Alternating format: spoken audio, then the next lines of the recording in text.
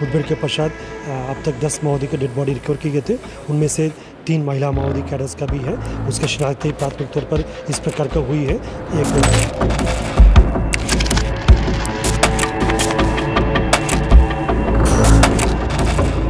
Police के सूचना तंत्र कहीं न कहीं काफ़ी मजबूत हो रहा है और नक्सलियों कमर टूटते नजर आ रहे हैं। आगे किस प्रकार का रुख रहेगा?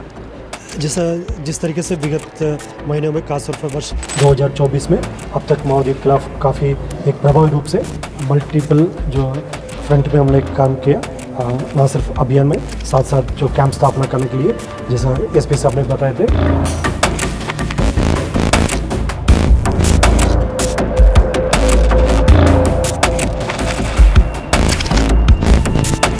हम क्षेत्र कोने कोने तक पहुंचेंगे, गश्त करेंगे और अब ये हमारे लिए सिर्फ सुरक्षा बलों के लिए अब उजमाड़ नहीं रह गया है। हमने मार को अच्छे से समझा है और उस हिसाब से प्लानिंग की थी।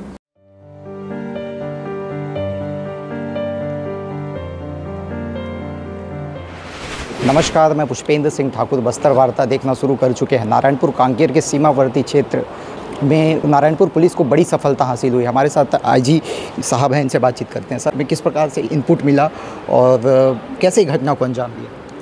जैसा कल दिनांक 30 अप्रैल को जिला नारायणपुर के अबुझमाड़ क्षेत्र अंतर्गत काकुरो टेकमेट इलाके में सुरक्षा बल या माओवादी के बीच मुठभेड़ हुई।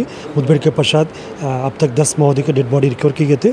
उनमें से 3 महिला माओवादी कैडर्स का भी है। उसका शिनाख्त प्राथमिक तौर पर इस प्रकार का हुई है। एक दंडकांड special zone committee member Joganna, divisional committee member Ashok उर्फ Vinay, divisional committee member Mallesh और ये अनेक एरिया कमेटी मेंबर्स के रूप में भी शिनाख्त किए गए थे। उनमें से 4 माओवादी कैडर छत्तीसगढ़ प्रदेश के बाहर का, 3 तेलंगाना का और 1 महाराष्ट्र गढ़चिरौली का मूलतः रहने वाला पाया गया। और जैसा जोगन्ना का जो वाइफ है, जो एरिया कमेटी मेंबर संगीता, जो मूलतः रहने वाला गढ़चिरौली महाराष्ट्र का है। इस प्रकार माओवादी कैडर्स का शिनाख्ती अभी प्राथमिक तौर पर हुई है। और जैसे वेपन्स के हिसाब से देखा जाएगा, एक AK-47, एक इंसस और काफ़ी बड़ी मात्रा में 315 और अन्य जो मसल लोडिंग वेपन्स भी रिकवर किए गए थे। और अन्य जो कार्रवाई अभी लगातार जारी है। 100 बरामद हुए हैं नक्सलियों के। कितने की इनाम राशि थी? यदि दंडकांड स्पेशल जोनल कमेटी मेंबर के ऊपर 25 लाख के इनाम है और बाकी डिविजनल कमेटी मेंबर्स के ऊपर 8 लाख और एरिया कमेटी मेंबर के ऊपर 5 लाख, इस प्रकार का अलग अलग कैडर का प्रोफाइल और हम डिटेल से उसको तस्दीक कर रहा है। जैसा संपूर्ण जो आइडेंटिफिकेशन कार्रवाई हो जाएगी उसका हम विस्तार से जानकारी प्रेषित करेंगे। पुलिस के सूचना तंत्र कहीं न कहीं काफ़ी मजबूत हो रहा है और नक्सलियों कमर टूटते नजर आ रहे हैं। आगे किस प्रकार का रुख रहेगा? जिस तरीके से विगत महीनों में खासतौर पर वर्ष 2024 में माओवादी के खिलाफ प्रभावी रूप से कार्रवाई की गई थी, उसमें काफ़ी सूचना आधारित अभियान भी रहा, जिसके परिणाम कुल 91 डेड बॉडीज़ माओवादी को हमने रिकवर किया था और काफ़ी बड़ी संख्या में LMG से लेकर AK-47 SLR इंसास की ग्रेडेड वेपन्स भी रिकवर किए गए थे।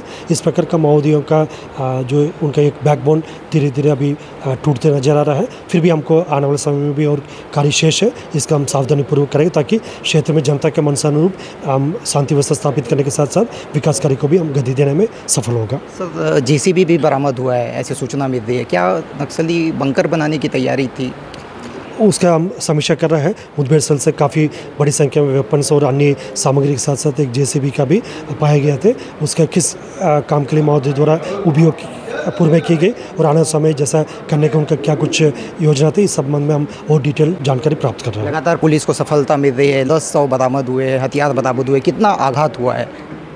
जो नक्सली का निश्चित रूप से पैर के नीचे से जमीन खिसकते जा रहा है। जिस तरीके से क्षेत्र में जनता द्वारा माओवादी का जो एक असली चेहरा है, जो विकास विरोधी, जन विरोधी और एक लोकतांत्रिक विरोधी एक चेहरा है, उसको जानता देख ली, जान ली, पहचान ली, इसलिए माओवादी का किसी प्रकार का समर्थन नहीं मिल रहा है। और धीरे धीरे जिस तरीके से उनके क्षेत्रफल सिमटते जा रहा है, नया रिक्रूटमेंट नहीं हो पा रहा है और अनेक जो उनके नुकसान हो रहा है, काफ़ी बड़ी संख्या में माओवादी कैडर संगठन छोड़कर आत्मसमर्पण भी कर रहा है। इस प्रकार माओवादी के खिलाफ काफ़ी प्रभावी रूप से कार्रवाई हो रहा है। निश्चित रूप से आने वाला बहुत जल्दी माओवादी कैडर का खात्मा होगा और क्षेत्र की जनता के मंसूरों विकास कार्य का भी गति मिलेगा और शांति व्यवस्था स्थापित होकर इलाके की नया पहचान प्राप्त होगा। 100 कब तक मुख्यालय तक पहुंच सकता है?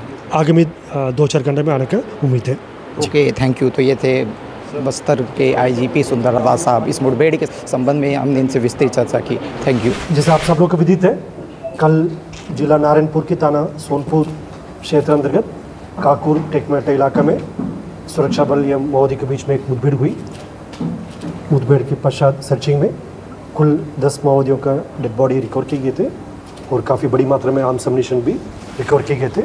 तत्संबंध में आज एक प्रेस ब्रीफिंग के लिए मेरे साथ उपस्थित है कांकेर रेंज के डीआईजी साहब श्री केएल ध्रुव, एसपी नारायणपुर श्री प्रभात साहब और आईटीबीपी का कमांडेंट साहब और बीएसएफ का भी ऑफिसर्स और एसटीएफ का भी कमांडर्स और साथ साथ जो नारायणपुर जिला पुलिस बल की भी सभी अधिकारीगण उपस्थित हैं।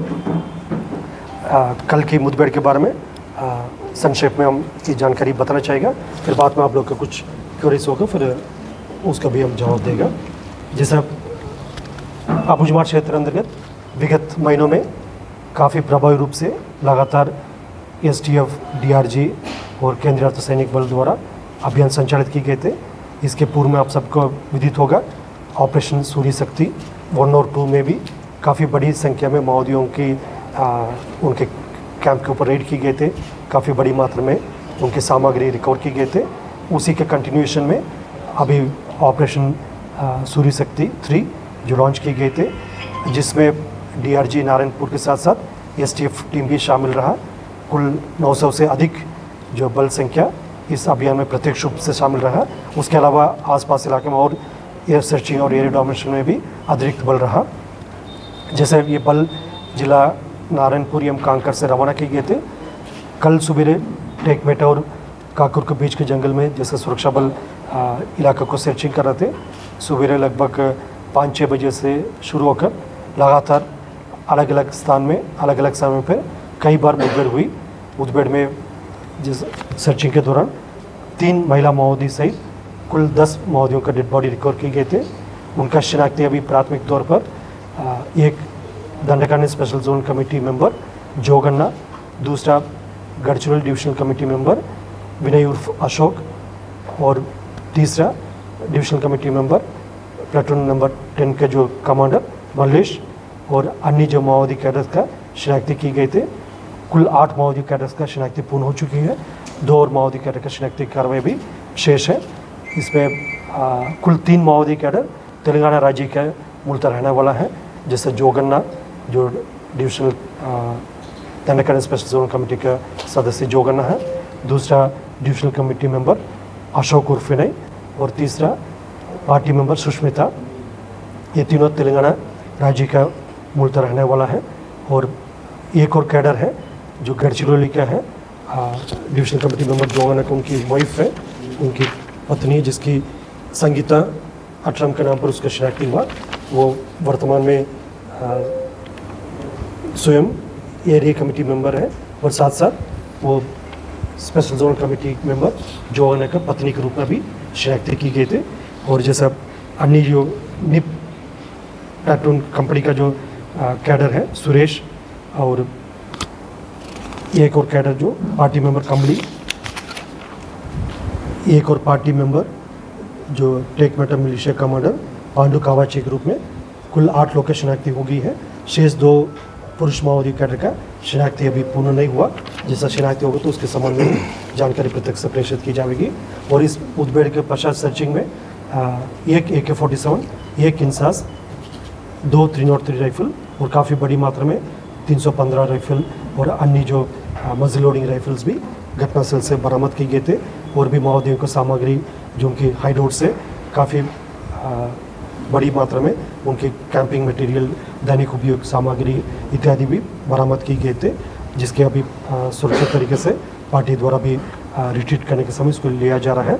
अभी इसके साथ साथ वर्ष 2024 में बस्तर संभाग में देखा जाएगा कुल 91 माओवादी कैडर का डेड बॉडी अभी तक रिकवर किए गए थे। अलग अलग मुठभेड़ में भी आप सबको जानकारी भी होगा। हाल फिलहाल में 16 अप्रैल को कांकेर जिला में टोटल 29 माओवादी का डेड बॉडी रिकवर किए गए थे। उसके पूर्व में जिला बीजापुर की गढ़चिरौली में 13 माओवादी के डेड बॉडी रिकवर किए गए थे। इस प्रकार वर्ष 2024 में माओवादी खिलाफ काफ़ी प्रभावी रूप से अभियान संचालित करने के परिणाम स्वरूप काफ़ी बड़ी संख्या में माओवादी के डेड बॉडी रिकवर करने के साथ साथ उनकी यहाँ से 2 LMG और काफ़ी बड़ी मात्रा में AK-47 SLR इंसास 303 इस प्रकार का ग्रेडेड वेपन्स भी रिकवर किए गए थे अभी तक।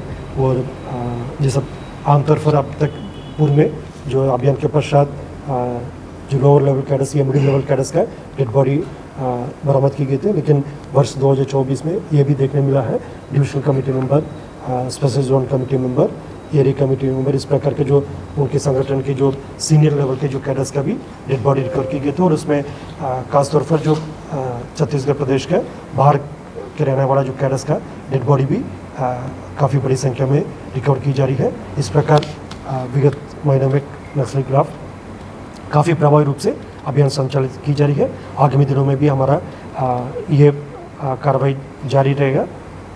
इस संबंध में मैं रिक्वेस्ट करूँगा एसपी नारायणपुर से, यदि मेरा से यदि कोई बिंदु छूट गई होगा वो इस संबंध में आपको ब्रीफ करेंगे।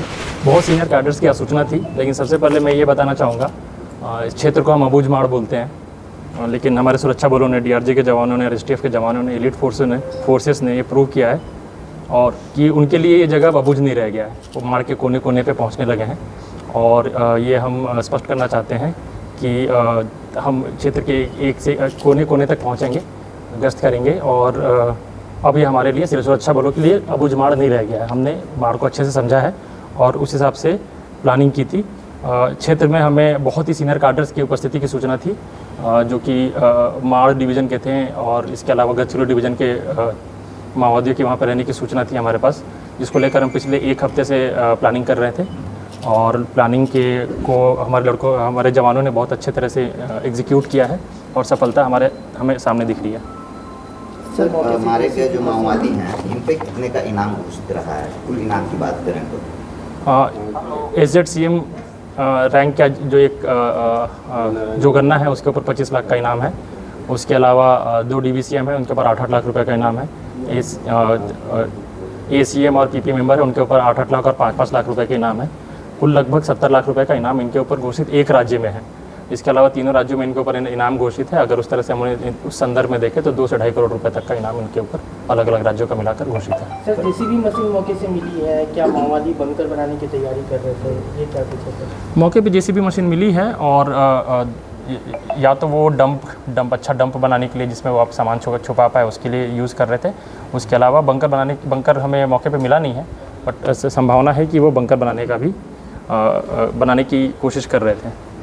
इस अभियान में हमारे सुरक्षा बलों ने ये भी हमने अपने प्लानिंग को इतनी अच्छी तरह से किया था कि हम एकदम टॉप लीडर्स तक पहुंचने में अब सक्षम हो रहे हैं। पूरे बाकी ज़िलों में भी हमने इससे पहले भी देखा कि बीजापुर में और कांकेर में भी हम बहुत टॉप लीडर के नेताओं के पास, नक्सली लीडर्स के पास, नक्सली कार्डर्स के पास पहुंच रहे हैं। तो हमारी क्षमता इस मामले में बहुत बड़ी है और हम टॉप लीडर्स को डायरेक्टली टारगेट कर पा रहे हैं। कंप्यूटर सेटअप मिला है, क्या कोई डाटा मिला उससे? उसमें समय लगेगा, अभी तक तो पूरा सामान, पूरी टीम भी बाहर नहीं है। ऑपरेशन अभी भी जारी है, जब तक जवान हमारे मैदान में आकर खड़े नहीं हो जाते तब तक ऑपरेशन जारी है। महाराष्ट्र के गढ़चिरौली में C16, तेलंगाना में ग्रे हाउंड्स फोर्स सेक्शन का ले भी है, लगभग सफाया हो गया है। अबूझमाड़ इनके लिए सबसे सेफ जोन था, अब नक्सली वाकई में उनके लिए कोई सेफ जोन बचा है सर? किस तरह से कार्रवाई? 2-3 धारणाओं पे DRG और STF के जवानों ने बहुत अच्छे तरह से आघात किया है। 2 धारणा, एक धारणा ये कि सब जगह से नक्सल माड़ आ जाएंगे और दूसरी माड़ नक्सलियों के लिए सुरक्षित है। ये दोनों धारणाओं पे बहुत अच्छी तरह से इन्होंने आघात किया है। रोड, आखिरी जहाँ रोड है वहाँ से 40-45 किलोमीटर चलकर और टोटल 70 किलोमीटर चलकर जवानों ने गश्त की, सर्चिंग की, माओवादियों के साथ लड़े और एक सफल अभियान किया है।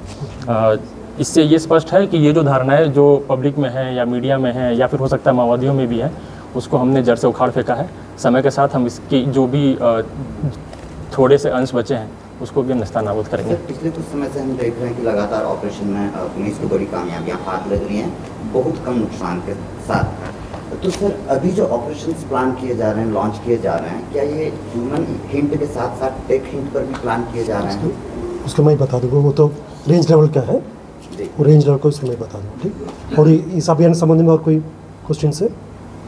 सर, क्या भविष्य में अर्बन नक्सल के ऊपर भी कोई कार्रवाई होगी? साथ में कार्रवाई चल रही है। हम लोग जितने ओवरग्राउंड वर्कर्स या फिर सपोर्टर्स जो शहरों में शहरों से माओवादियों को या तो कोई सपोर्ट दे रहे हैं या सप्लाई कर रहे हैं, उस पर पैरेलल कार्रवाई चल रही है। अन्य एजेंसियां भी कर रही है और जिला पुलिस भी कर रही है और उसके परिणाम भी दिखेंगे, बहुत जल्दी दिखेंगे। और आपको कुछ बताऊँ? एक परिप्रेक्ष्य, जैसे कि पहले मैंने बताया कि माड़ क्षेत्र में पुलिस का जो एक मेन उद्देश्य है माड़ के लिए सबसे बड़ी समस्या नक्सलवाद, और माड़ को बचाना नक्सलवाद से है। तो मेरे हिसाब से हमारा जो अभियान है, जो प्रमुख अभियान है, वो सब उस अभियान का संदर्भ यही है कि हम माड़ को बचा रहे हैं। हमारा अभियान ही माड़ बचाओ अभियान है। तो 3 दिन 4 दिन पहले जब जवान 800 जवान अपने अपने कैंप से निकले थे, तो उनका एक मेन उद्देश्य था कि माड़ को बचाना है। हमारा माड़ बचाओ अभियान था, जिसमें हम नक्सलियों से माड़ को बचा रहे थे। 40 साल पहले यहाँ नक्सली नहीं थे, तब माड़ में रौनक थी, माड़ में हथियार नहीं थे, माड़ में लड़ाई नहीं थी, हिंसा नहीं थी। माड़ अभी जैसा था वैसा ही है। अगर एक कुछ चीज़ नया आ गया है और या फिर किसी चीज़ ने माड़ को संकुचित कर दिया है, रोक लिया है, तो वो है नक्सली। तो हम नक्सलियों से माड़ को बचाएंगे और भविष्य में भी पुलिस द्वारा माड़ बचाओ अभियान जारी रहेगा। और इसमें इस माड़ बचाओ अभियान में हम नक्सलियों को पूरी तरह से टारगेट करेंगे। अधिकतम पॉइंट तो एसपी साहब ने अपना ब्रीफिंग में बता दिया। 1-2 पॉइंट छूट गए थे हम लोग की ओर से, उसको मैं कवर करना चाहूँगा। इस अभियान में जैसे मैं पूर्व में भी बताए थे, डीआरजी नारायणपुर और एसटीएफ का काफ़ी अहम योगदान रहा। उन लोग बहुत बेहतर कोऑर्डिनेशन के साथ इस अभियान को एग्जीक्यूट किया। साथ साथ आईटीबीपी और बीएसएफ का भी काफ़ी अच्छा सहयोग रहा। उन्होंने भी अपना क्षेत्र में लगातार अभी भी सर्चिंग की जा रही है, और जैसा टीम्स का इंडक्शन और डी इंडक्शन में आवश्यक सहयोग भी सभी केंद्रीय अर्धसैनिक बल द्वारा प्रदान किए गए थे। उसके पूर्व में भी जैसा 16 अप्रैल को कांकर के मुठभेड़ में भी आप लोग इस बात को नोट किया होगा, बीएसएफ और डीआरजी कांकर के बीच में काफ़ी बेहतर कोऑर्डिनेशन रहा। इस प्रकार के जो मल्टीपल फोर्सेस का आपस में अच्छा समन्वय के कारण से आजकल काफ़ी अच्छा परिणाम भी हमको मैदान में देखने मिल रहा है। इसलिए आज के इस अभियान के लिए, जो सफल अभियान के लिए पुलिस मुख्यालय की ओर से डीजीपी सर, एडीजी सर और सभी वरिष्ठ अधिकारी, साथ साथ शासन की ओर से सभी बल सदस्य को बहुत बहुत बधाई एवं शुभकामना है। जैसा भी इस साल की शुरुआत अच्छा रहा, लेकिन हमें आगे और कई काम करना भी शेष है। वो आने वाले समय में उन कार्य को मतलब काफ़ी सावधानीपूर्वक और काफ़ी और सिस्टमेटिक तरीके से उसके एग्जीक्यूट करने का हमारा कार्य योजना है, उसी के तहत काम करेगा। लेकिन वर्ष 2024 में अब तक माओवादियों के खिलाफ काफ़ी एक प्रभावी रूप से मल्टीपल जो फ्रंट में हमने काम किया, ना सिर्फ अभियान में, साथ साथ जो कैंप स्थापना करने के लिए, जैसा एसपी साहब ने बताए थे, जो आबूझमाड़ के अंतर्गत हमारा प्रवेश है धीरे धीरे और मजबूती से बढ़ते जा रहा है। अभी हाल फिलहाल में मसपूर कैंप, कस्तूरमेटा कैंप और इरक भट्टी कैंप स्थापित की गए थे। उससे भी क्षेत्र की जनता को काफ़ी सुविधा प्राप्त हो रहा है। उनके अनेक मूलभूत सुविधा से उन्हें लाभान्वित की जा रही है। इस प्रकार का आबूझमाड़ के अंतर्गत ऑपरेशन के साथ साथ एक विकास कार्य को भी हमको आगे ले जाना है। उसी कार्य योजना के तहत भी बेहतर कार्रवाई की जा रही है। और जैसा आने वाले समय में न सिर्फ नारायणपुर जिला अंतर्गत संपूर्ण बस्तर संभाग के क्षेत्र में काफ़ी अच्छा प्रभावी रूप से माओवादी के खिलाफ कार्रवाई करें, क्योंकि क्षेत्र की जनता भी माओवादियों का जो एक असली चेहरा है, विकास विरोधी, जन विरोधी और क्षेत्र के जो आदिवासी के विरोध में लगातार इनका एक हरकत रहा है, उस टाइप का हरकत को देखकर जान लिया, समझ लिया। इसलिए जनता से माओवादियों को किसी प्रकार का कोई समर्थन या सहयोग नहीं मिल रहा, और आने वाले समय में भी उनके किसी प्रकार का कोई समर्थन या सहयोग नहीं मिलेगा। और विशेष तौर पर जैसा भी लोकसभा चुनाव जो संपन्न हुआ, इसमें माओवादी द्वारा तमाम प्रयास किए गए थे बॉयकॉट कॉल के माध्यम से चुनाव बहिष्कार करने के लिए। इसको दरकिनार करते हुए क्षेत्र की जनता द्वारा अधिक से अधिक संख्या में मतदान केंद्र पहुंचा है। बस्तर लोकसभा क्षेत्र में भी प्रथम फेज में और कांकर लोकसभा क्षेत्र में सेकंड फेज में पूर्व चुनाव के तुलना में 3-4% अधिक मतदान हुआ। इससे ये प्रतीत हो रहा था, मतलब जो लोकतंत्र व्यवस्था के प्रति क्षेत्र की जनता का एक मजबूत एक इरादा बन गई है। और आने वाले समय में जो नक्सल समस्या को समाप्त करके इलाके में शांति व्यवस्था स्थापित करने में जनता के मंशानुरूप हम कार्य करेंगे। सिर्फ एसपी सर से जो सवाल किया गया था, यही सवाल आपसे है, जो ऑपरेशन प्लान किए जा रहे हैं केवल ह्यूमन फीड पे ही प्लान किए जा रहे हैं या टेक्स्ट न्यूज के आधार पर भी प्लान किए जा रहे हैं? जैसा मैं इतना इस संबंध में बताना चाहूँगा, अभी हमारा जो अभियान है ये सब आसूचना आधारित अभियान है। जैसा अलग अलग प्रकार का अभियान अलग अलग समय पर आवश्यकता अनुसार की जाती है। कुछ अभियान जैसा निर्माण कार्य को सुरक्षा देने के लिए की जाती है, विकास कार्य को गति देने के लिए कुछ अभियान दी जाती है, कुछ अभियान अन्य जो सुरक्षात्मक कारणों से की जाती है, और कुछ अभियान जैसा स्पेसिफिक आसूचना आधारित की जाती है। सुरक्षात्मक कारणों से हम स्पष्ट रूप से ये खुलासा नहीं कर पाएंगे, मतलब ये तकनीकी आसूचना की या ह्यूमन आसूचना की, वो कई उसमें गोपनीयता भी बना कर रखना पड़ते हैं, और सुरक्षात्मक कारणों से हम बहुत ज़्यादा इसको डिस्क्लोज नहीं कर सकते। लेकिन इतना ही मैं स्पष्ट बताना चाहूँगा, क्षेत्र में मतलब माओवादियों के खिलाफ तमाम सूचना सुरक्षा बल तक पहुंच रहा है।